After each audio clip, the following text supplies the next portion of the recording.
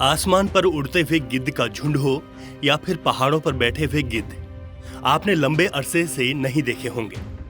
सवाल यह आपके मन में भी जरूर होगा कि आखिर गिद्ध हमारी नजरों से ओझल क्यों हो गए और ये कहां चले गए।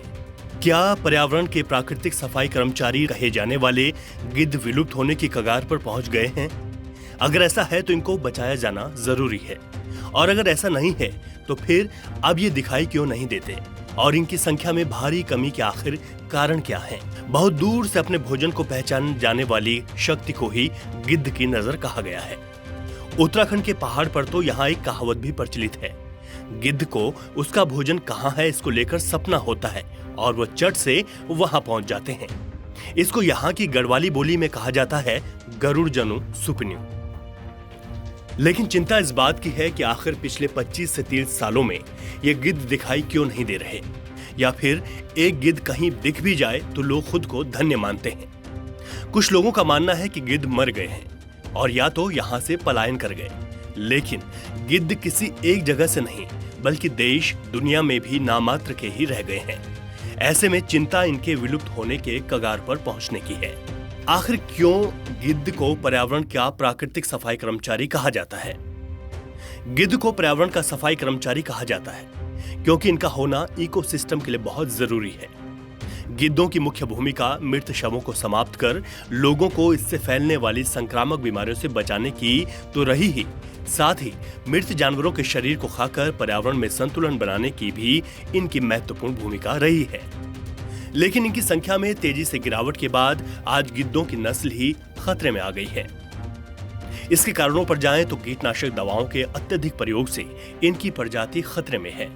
अभी तक हुए कई शोधों में यह कहा गया है कि कीटनाशक दवा, पशुओं को दिए जाने वाले स्टेरॉइड और सूजन रोधी दवा जो कि पशु के शरीर में मृत्यु के बाद भी रहती है, और ऐसे में इनके शव खाने से गिद्ध के गुर्दे काम करना बंद कर देते हैं और उनकी मौत हो जाती है। इसके अलावा एक विश्लेषण में यह भी कहा गया है कि बहुत बड़े और सूखे पेड़ों का काटा जाना भी इसमें अहम कड़ी है, क्योंकि गिद्ध इन पेड़ों की कोटर में ही अंडे देते थे और इन पर अपना आशियाना बनाते थे। जंतु विज्ञान के प्रोफेसर डॉक्टर वीरेंद्र सिंह बताते हैं कि गिद्ध की ओर ध्यान नहीं दिया गया तो कुछ सालों में ही इनकी प्रजाति विलुप्त हो सकती है।